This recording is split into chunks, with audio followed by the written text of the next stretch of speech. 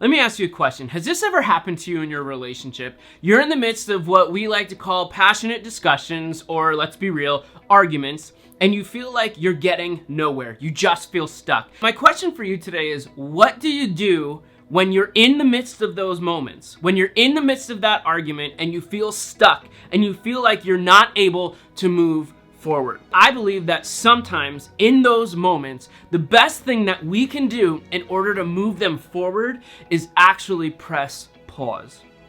Yeah, you heard that right.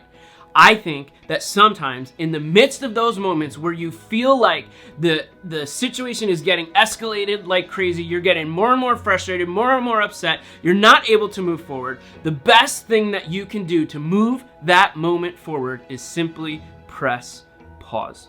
You see, sometimes in our own lives, sometimes in our relationship, when we're in the midst of those moments, we're getting so worked up, we're getting so engaged and so passionately fired up for these things that it prevents us from being able to actually hear, see, and think clearly.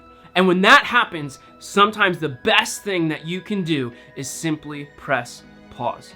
Now, what I mean when I say press pause is this. I don't mean just press pause, walk away, and do nothing, right? I don't mean just ignore the argument or ignore the topic, ignore the conversation, because that is not going to get you anywhere either. You see, there's a productive way to press pause, and that's what I want to share with you right now. So I have 5 things that you can do when you press pause that can help you actually move that moment forward in a more productive way. The first thing is this. In the midst of those moments where you feel like things are getting so escalated, so fired up, where you feel like you just are not able to clearly communicate what you want to say, you have to ask for the ability to press pause.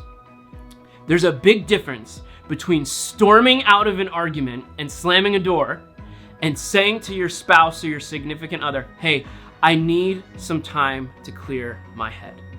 There's a huge difference in that. Sometimes we storm out, right? We think, okay, well, I'm just gonna walk away. That will get us nowhere. But when you go to your spouse and you say, or your significant other, and you say, hey, you know what? This is getting a little much right now. I think I just need a minute or a few minutes or however long you need to calm down. Can I have that time? That automatically sets your conversation on a different trajectory. The next piece, and this is critical, and I hope you listen and hear this, when you ask to press pause, when you ask to stop and step away for a moment, what you need to do is define the time frame. Define the time frame. You see, when you storm out and you just walk away, it's leaving everything open-ended and hanging on the edge of the cliff, right? But when you say, hey, I need to take some time to calm down, can you please give me, and then put a time frame on it. Now, depending on the time of day, depending on the amount of energy that you have to decompress, that time frame may always shift, but you need to put a time frame on it.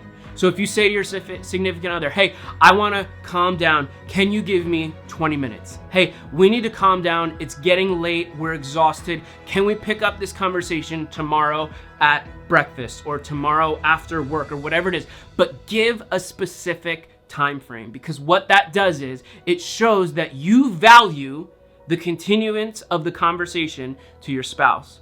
It shows that you're not trying to avoid it, but you're actually trying to be more productive in it.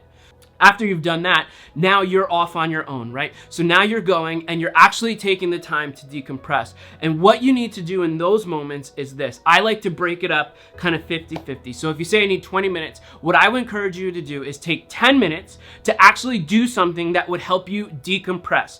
If you like to exercise, go exercise. If you like to go for a walk, go for a walk. If you want to read a book, go read a book. If you want to just sit and be quiet, go sit and be quiet. But do something that's actually going to help you decompress and de-escalate the situation.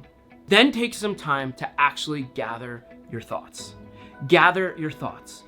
Ask yourself, what is keeping me from being able to understand what's being said to me? What is keeping me from being able to communicate what's upsetting me? Take some time to actually gather your thoughts and dig into what's really going on. And then step 5, and this is the most crucial.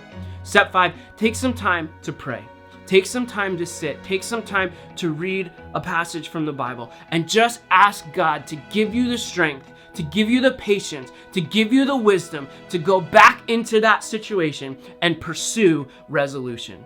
Because God wants to do that. He wants to be involved in those moments. So invite him into them.